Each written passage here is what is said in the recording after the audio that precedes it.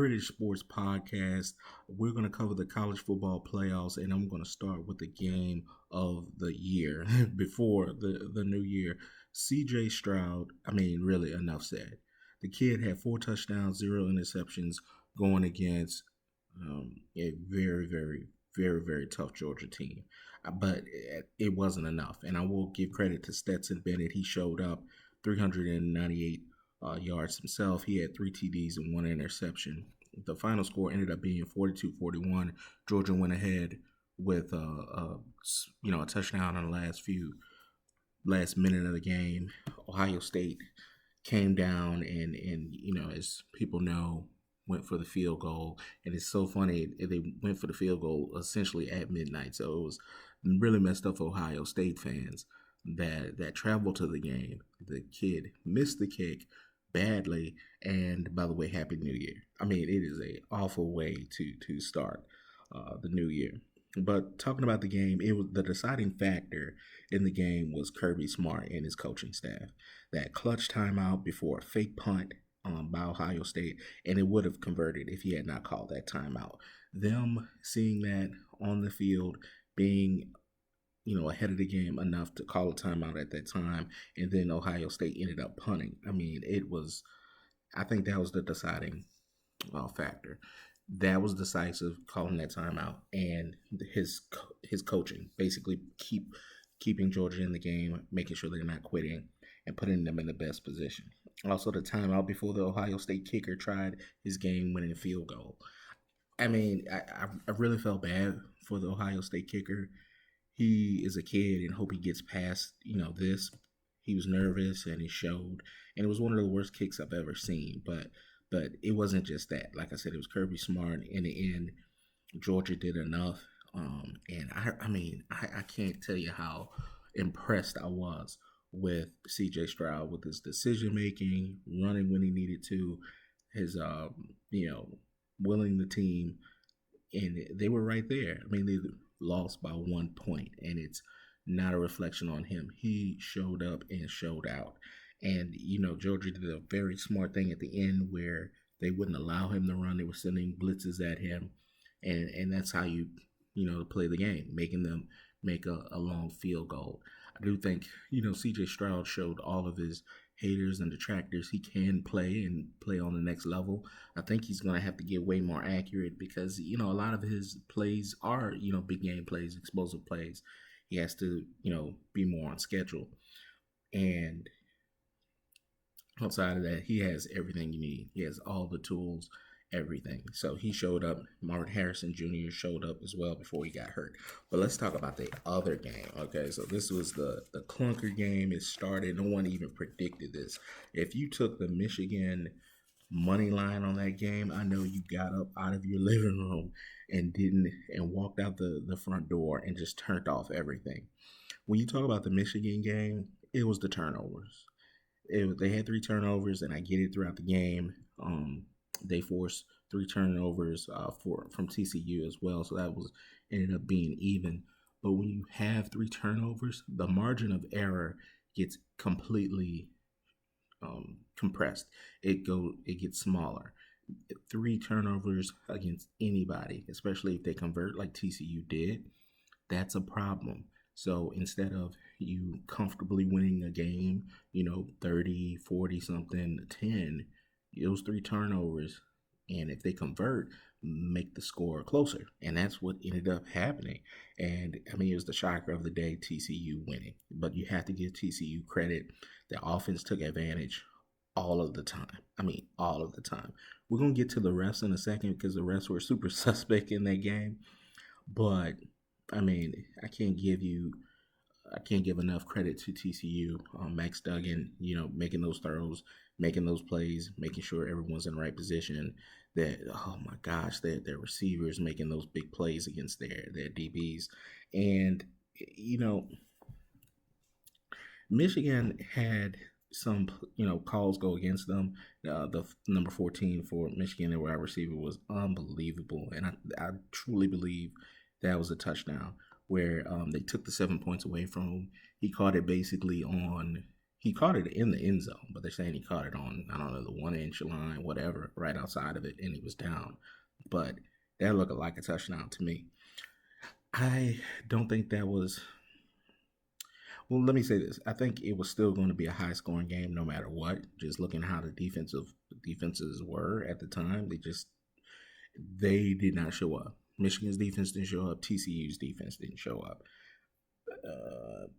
But I really think that Michigan's defensive coordinator needs to do something. Needs to resign, leave something. He knew those Michigan DBs could not hold those TCU wide receivers after 2 quarters. I mean, that was apparent. Michigan's game plan was to run the ball, control the clock, but when they turned the ball over early, the problem was they couldn't just run the ball. They had to open it up, and it became a shootout. And it became very apparent, if it wasn't apparent in the second quarter, it was apparent in the third quarter, that they could not handle their wide receivers without help.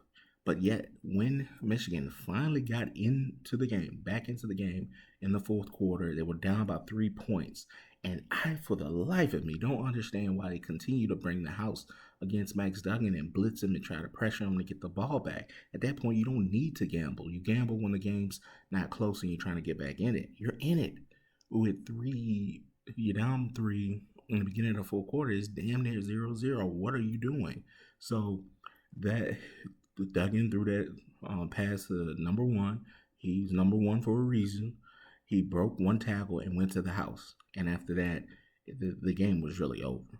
You could tell the defense was like, it was just done. They could not stop TCU. At that point, if they played zone, if they gave their DBs help and did not try to blitz and pressure TCU's quarterback and offense, they could have stalled out. TCU could have went on a long drive and then only kicked a field goal, meaning you're down by 6 points instead of 10 points. But did they do that? No. They could have stopped them, or they could have got a 3rd and long, made them punt the ball. But at that point, there was no reason to continue to pressure the ball. You were back in the game, and that was, to me, the deciding factor. Even though the rest was suspect, even though they took 7 points off the board for Michigan, that was the moment for me. You're back in the game. Why would you do that? Oh, man, it was just so disappointing. I will say at the end, I don't think the end was that bad. The play, first of all, the Michigan's last play was funky from the very beginning. McCarthy dropped the ball, it fumbled around, it got batted to a Michigan player. He lateraled. The person ran to the right of the field, and then he pitched the ball forward. I don't know if all of that was legal. Honestly, I don't. The person who pitched the ball forward at the time was a skilled player. It wasn't like a lineman. He pitched the ball forward to another skilled player. I get that. So it was like a running back or tight end to another running back, tight end, wide receiver, whatever it was. That whole thing may have not been above board, and maybe the ref should have threw a flag on that. One. Now, at that point, TCU's players got the person with the ball, and at the end, the TCU person hit him in the head with the helmet. Yeah, it was clear to me that it was targeting. I don't understand why the refs thought it was not targeting, but to me, the only explanation is, look, this play shouldn't have been legal from jump. A flag should have been thrown. If it was legal, they just decided to go against it, because to me, the way they have been enforcing targeting rules, that was targeting all day long. He lowered his head, made significant contact with the head and neck area of the defenseless player, and it was unnecessary. So to me, that should have been 15 yards, and Michigan should have got another opportunity to continue and play ball, but it didn't happen. The thing about that, to me, you're putting yourself in a position where you really shouldn't have won the game anyway. Like, yeah, you could have had another play, whatever, but you're putting your last dire plays in the hands of the ref, and the refs are like, we don't want to. we don't want to be the sole last people for this last play. No, you should have decided that in the 60 minutes before, and that's respectable. I mean, I can understand that. I really can.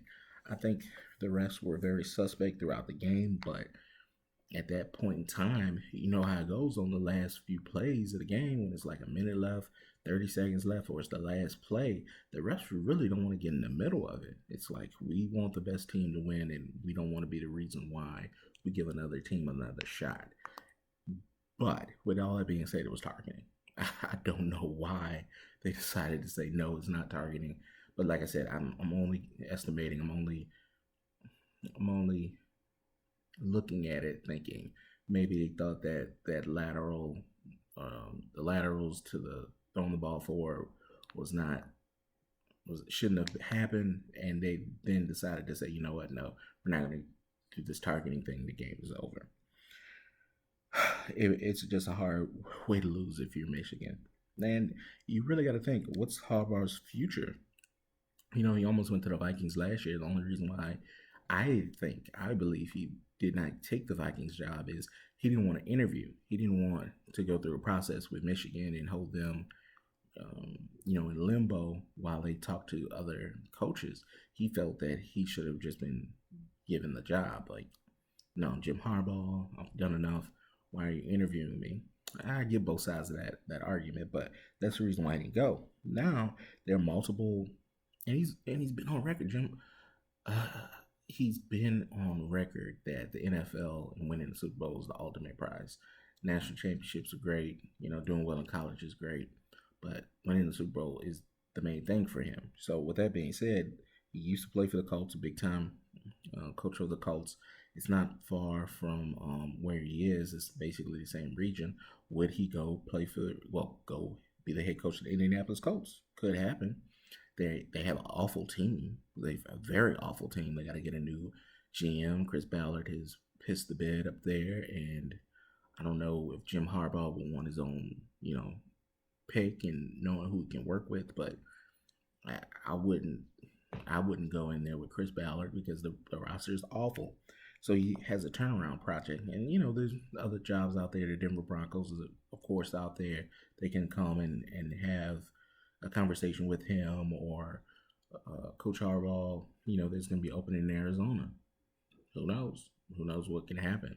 So he's got some options in the NFL if he thinks about it. And then look at the Houston Texans. They're 1-15 or whatever they are.